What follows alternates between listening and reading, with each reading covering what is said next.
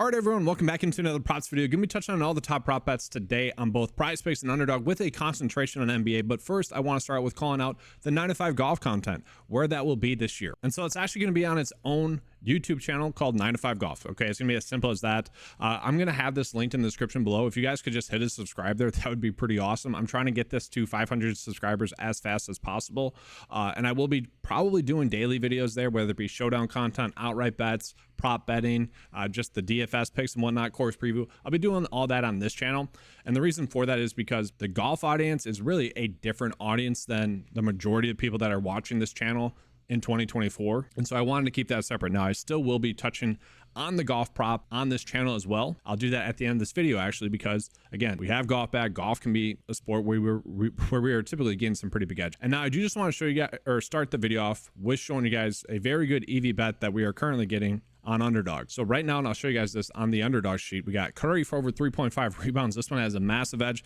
And then Frankie Collins for over 12.5 points is also a very good one that we are currently getting. And so if we look at the edges, you guys will see why. We got Curry, a very strong likelihood, about a 56% chance for this one to hit. This one will probably get bumped. Can't really control that, obviously. You guys know that. Sometimes that's a good thing. Like Devin Booker was literally the best bet, it seemed like. When I recorded my video yesterday, it was like a 53% chance to hit. It got bumped up to 54 and then taken off the board on both sites, or bumped to 4. You can't really control when a good bet misses, obviously, but there's going to be good edges each and every day, and this one is currently a good edge, so I want to show it to you guys. Same thing for Frankie Collins, Clay, and Keller. Like, these ones will probably get bumped, but for now, as I'm recording this video, they're there, so I want to give them to you guys. And so by all means, that one bet I just showed you will be a good one. And then just showing you guys the EV only for PrizePicks as well, as it sits right now. What we're going to see is we are getting a ton of hockey props that are popping up right now. To me, I don't really like touching these ones that are being valued as pushes. Clayton Keller, again, we can see a very good prop bet there. Only projected to get 2.4, so it's probably a little bit higher than I typically like. But yeah, we are getting some pretty big projected edges right now on both sides. The one thing I want to call out is that kind of the bread and butter of NBA props and whatnot, we're not. I'll touch on that here. Basically, right now, let's get into the deep dive. And so it is a 2-game slate, so I don't want to spend too much time on NBA today. But we might get some edges, but right now we are currently not. It seems like Milwaukee's props, we don't have a full allotment of them. We're only getting Giannis props, and I'll touch on that in a second here. For the Spurs, Branham is expected to sit, and Zach Collins is going to be out as well, so that's going to open up some minutes.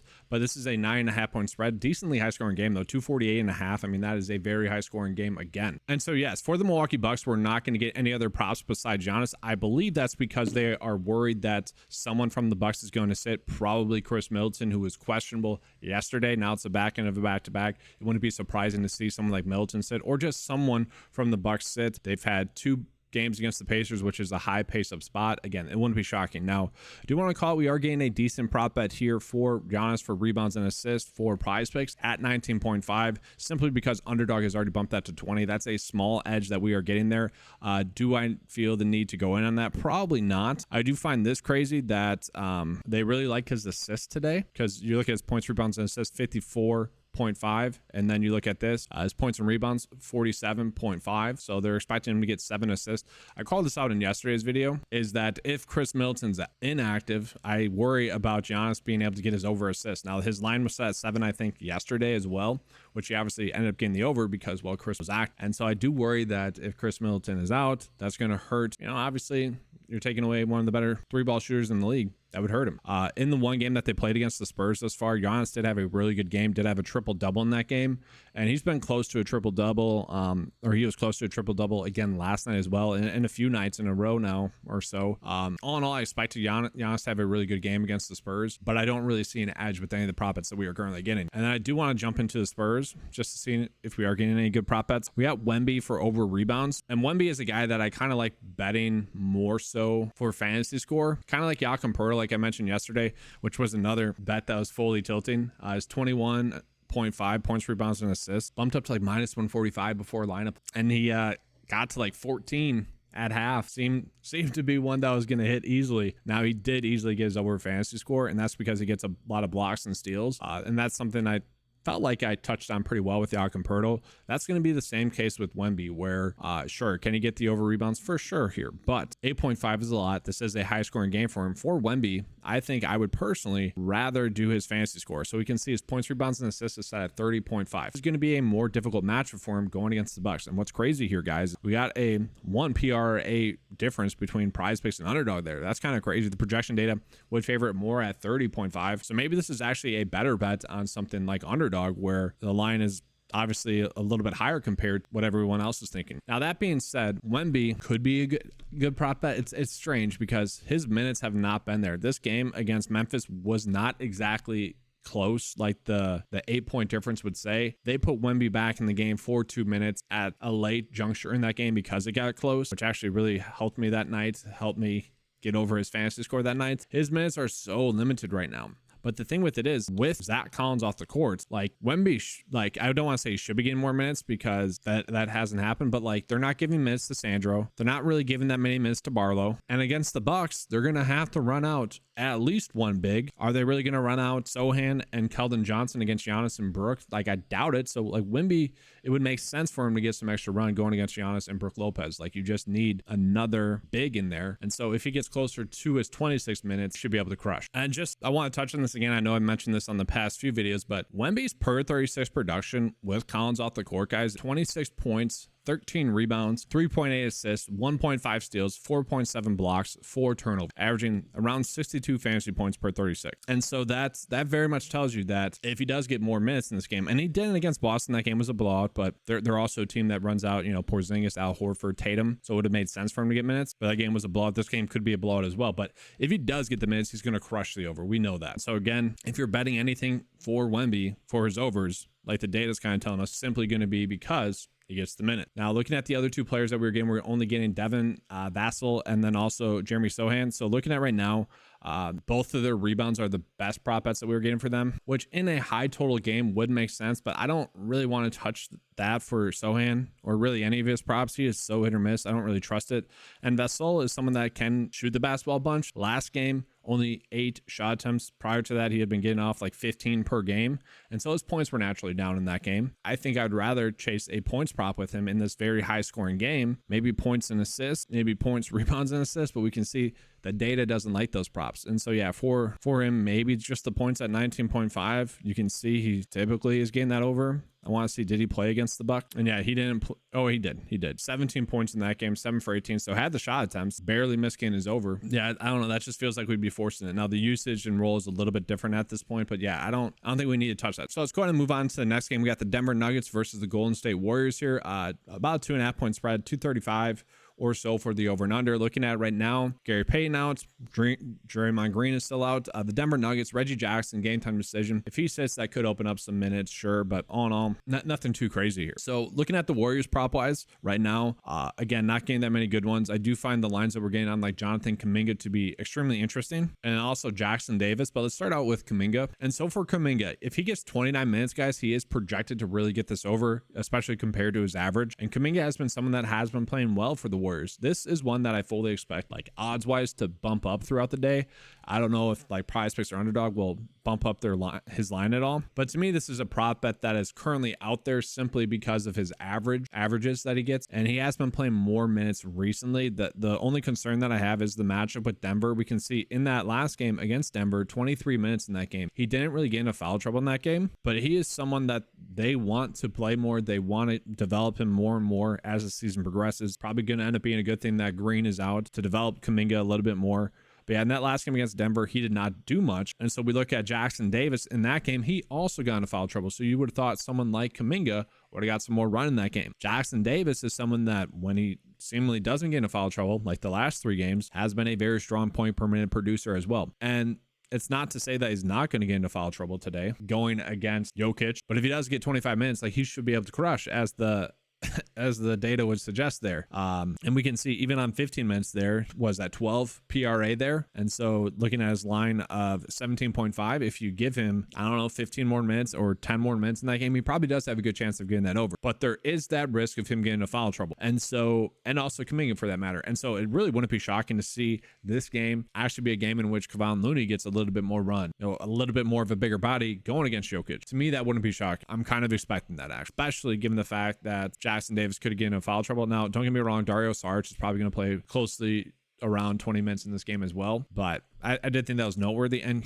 again, like Looney probably got some extra run in that game as compared to the other games recently, simply because Jackson Davis got into foul trouble. But all in all, we are getting some very interesting prop lines today where we have some huge edges if these players get the minutes that they should be getting, if that makes sense. Like Wemby should be getting 26, 28 minutes. Jackson Davis is projected to get 25 minutes. Kuminga's projected to get 29 minutes. So if those players do get their minutes, those are big edges. But that's really the bet there for those players is the minutes. And really for, I guess, Jackson Davis, it's him not getting in foul trouble against as well. From there, we are getting some okay bets. Clay for under steals, CP3 under points. I don't feel the need to touch those. Those are all pretty thin. So let's go ahead and jump on into Denver.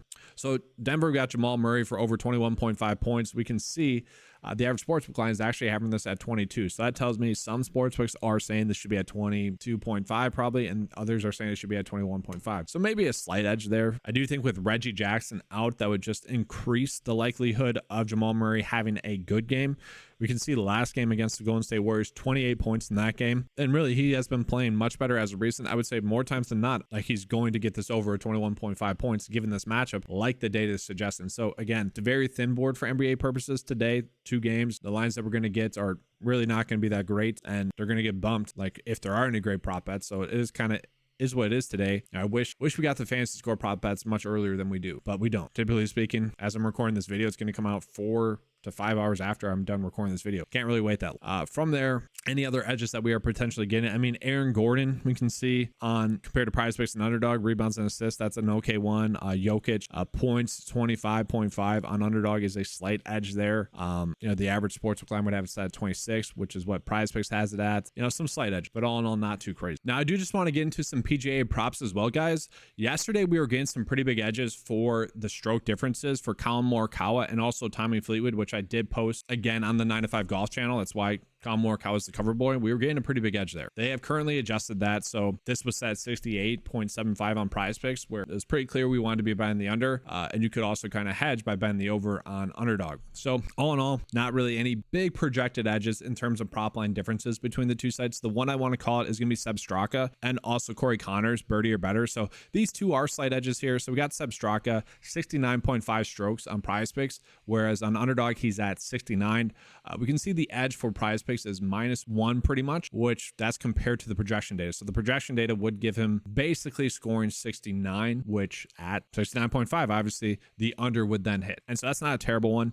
And that's kind of going to be the same for Corey Connors here. But all in all, it seems like the line that we are getting on PrizePicks is correct in comparison to Underdog. Corey Connors is typically not a birdie maker. We can see the event average is 5.76. And so more times than not, Corey Connors is not going to get that many birdies. Now, the weather is a big factor in props betting for golf. He and the rest of the field are going to have easier time scoring seemingly today because it's not too gusty. And I just want to sort it by PrizePicks edge here. So you can sort it both ways. I don't want to touch Patrick Cantlay or Xander Schauffele for over their strokes. I think that's going to be, I do. Like those two are two players that can really turn it up on any course at any time. So I really don't want to touch that on either site. I think the 68 for the line is correct. I don't think it should be at 68.5 like the data is suggesting.